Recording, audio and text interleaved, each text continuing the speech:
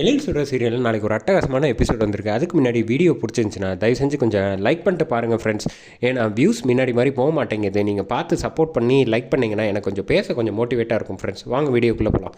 சுடர் ரொம்ப ஜுரத்தில் டயர்டாகி அப்படியே போகாதீங்க என்னை விட்டுட்டு அப்படின்னு புலம்பிக்கிட்டே இருக்காங்க. எழில் ட்ரீட்மெண்ட் கொடுத்ததுக்கு அப்புறமேட்டுக்கு சரி அவங்க ரூமுக்கு போகாமல் அங்கேயே சுடரோட ரூம்லேயே உட்காந்துக்கிறாங்க. உட்காந்துட்டு யோசிக்கிறாங்க, கொஞ்சம் நேரம் இங்கேயே இருப்போம், டெம்பரேச்சர் குறைதான்னு செக் பண்ணி பார்ப்போம், அப்படி இல்லைன்னா அவளை ஹாஸ்பிட்டலுக்கு அழைச்சிட்டு போய்க்கலாம் அப்படிங்கிறப்ப யோசிக்கிறாங்க. சுடர் கொஞ்சம் நல்ல பொண்ணாக தான் இருக்கா. நம்ம கவினுக்காக நீச்சல் கூட தெரியாமல் தண்ணியில் குதிச்சு அபிக்காக ஜம்ப் பண்ணி நல்லபடியாக அக்கறையாக தான் நம்ம பார்த்துக்கிறா. இவளை நம்ம நல்லபடியாக பார்த்துக்கணும் அப்படின்னு முடிவு பண்ணிடுறாங்க. கொஞ்சம் நேரம் கழித்து மறுபடியும் செக் பண்ணி பார்க்குறாங்க.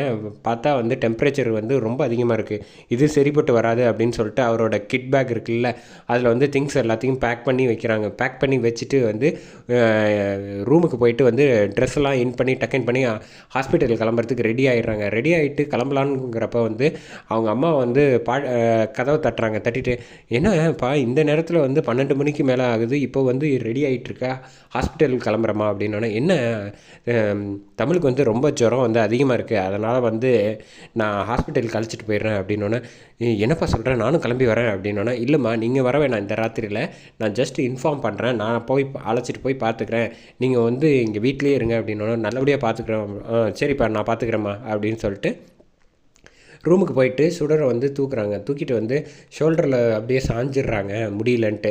அப்படியே தோளில் கை போட்டு அப்படியே அழைச்சிட்டு வந்துடுறாங்க.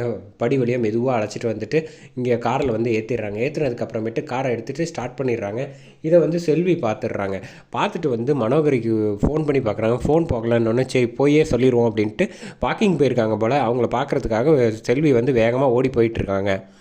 இந்த பக்கம் காரில் இருக்கப்போ என்னை எங்கேயும் போக சொல்லிடாதீங்க சார், எனக்கு ரொம்ப பயமாக இருக்குது அப்படின்னோடனே, பயப்படாத தமிழ், நீ தைரியமாக இரு, அதான் நான் இருக்கேன்ல, நான் எங்கேயும் உன்னை போக சொல்ல மாட்டேன், எப்போவுமே நீ எங்கள் வீட்டிலேயே இருக்கலாம், நீ முதல்ல தைரியமாக இருன்னு தைரியம் கொடுத்துக்கிட்டு இருக்காங்க. நம்ம ஹாஸ்பிட்டல் வந்துட்டோம் பாரு பக்கத்தில், வந்தோன்னே கொஞ்ச நேரத்தில் உனக்கு சரியாக போயிடும், ட்ரிப்ஸு போட்டோன்னா அப்படின்னு சொன்னோன்னே, அப்படியே எங்களை சார் அப்படின்னு புலம்பிக்கிட்டே இருக்காங்க. இந்த பக்கம் மனோகரியை பார்த்து எதுக்கு நீ இவ்வளோ அவசரமாக ஓடி வர அப்படின்னு சொன்னால், இல்லை சார் மேடம் அப்படின்னு சொல்லி புலம்புறாங்க. நீ முதல்ல தெளிவாக சொல்லு, யாருக்கு என்ன ஆச்சு, இல்லை இந்த நடுராத்திரியில் அந்த பொண்ணை அழைச்சிட்டு போயிட்டாங்க எழில் அப்படின்னோடனே, யார் அபியா, யார் அஞ்சலியா அப்படின்னோடனே, அதெல்லாம் ஒன்றும் இல்லை, அந்த கேர்டேக்கர் பொண்ணை அழைச்சிட்டு போகிறாங்க அப்படின்னோடனே, என்னது அவளை அழைச்சிட்டு போகிறாங்களா, எதுக்கு அழைச்சிட்டு போகிறாங்கன்னா, அவளுக்கு ஜுரம் அடிக்கிற மாதிரி இருக்குது போல், ரொம்ப முடியல அப்படின்னோடனே, பார்த்தா எப்படி தெரிஞ்சு அப்படின்னு, உண்மையிலே உடம்பு சரியில்லாத மாதிரி தான் இருந்துச்சு, அதெல்லாம் எனக்கு சரிப்பட்டு வராது, நான் அவங்க 2 பேரையும் போய் முதல்ல கண்காணிக்கிறேன், அப்போ தான் அவள் நடிக்கிறாளா இல்லையாங்கிற விஷயம் தெரியும் அப்படின்னு சொல்லிட்டு இவங்களும் ஹாஸ்பிட்டலுக்கு கிளம்பி போயிட்டுருக்காங்க. அந்த பக்கம் எழில் ஹாஸ்பிட்டலுக்கு போனதுக்கப்புறமேட்டுக்கு ட்ரிப்ஸ் போட்டு விட்டுட்டு பார்க்குறாங்க. அப்பையும் என்னை விட்டுட்டு போயிடாதீங்க அப்படின்னு சொல்லி குளிரில் நடுங்கிட்டு இருக்காங்க. எங்கேயும் போக மாட்டேன், நீ தைரியமாக இருன்னு சொல்லிட்டு ரூமுக்கு அவரோட கேபினுக்கு வந்துடுறாங்க.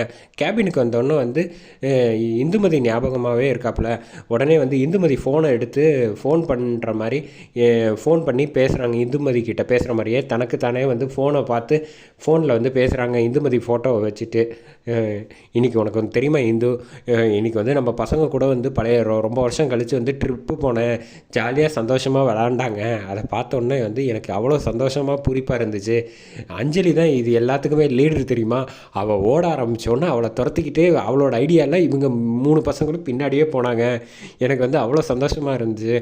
கவின் சேட்டையை பார்க்கணுமே, கொஞ்சம் நஞ்ச சேட்டை இல்லை, அவ்வளோ சேட்டை பண்ணுறான், இன்றைக்கி தண்ணியில் வச்சு இப்போ விளையாட்டு காமிச்சுட்டான்னு சொல்லலாம். அதே மாதிரி நம்ம காவியா கூட இப்போ முன்னாடி மாதிரி இல்லை, கொஞ்சம் நல்ல தைரியமாக போல்டாக கொஞ்சம் மாறிக்கிட்டு வந்துகிட்டு இருக்கா, எனக்கு பார்க்கவே அவ்வளோ சந்தோஷமாக இருந்துச்சு அப்படின்னு சொல்லி தனக்கு தானே பேசிகிட்டு இருக்கப்போ, அப்புறம் ட்ரிப்ஸ் அங்கே போயிட்டுருக்குல்லன்னு போய் பார்க்கலான்ட்டு போய் பார்க்குறாங்க.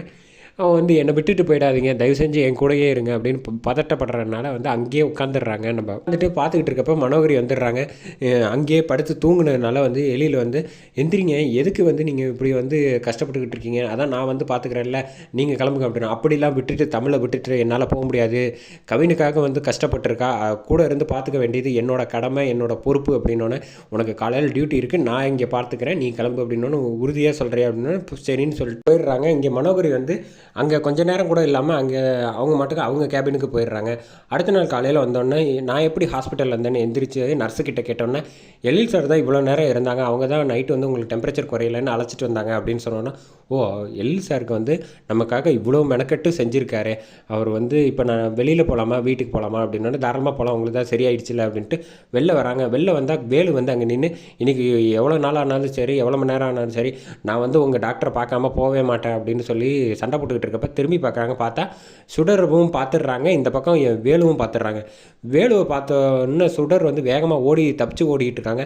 எங்கே என்கிட்ட தப்பிச்சு ஓடலான்னு பார்க்குறியா, முடியாது அப்படின்னோடனே கரெக்டாக வந்து எழில் வந்து ஹாஸ்பிட்டலில் விட்டு காரில் போயிட்டுருக்கப்போ வந்து ஃபோனை மறந்து வச்சுட்டேங்கிறனால யூட்டர்ன் போட்டு திரும்பி வந்துக்கிட்டு இருக்காங்க.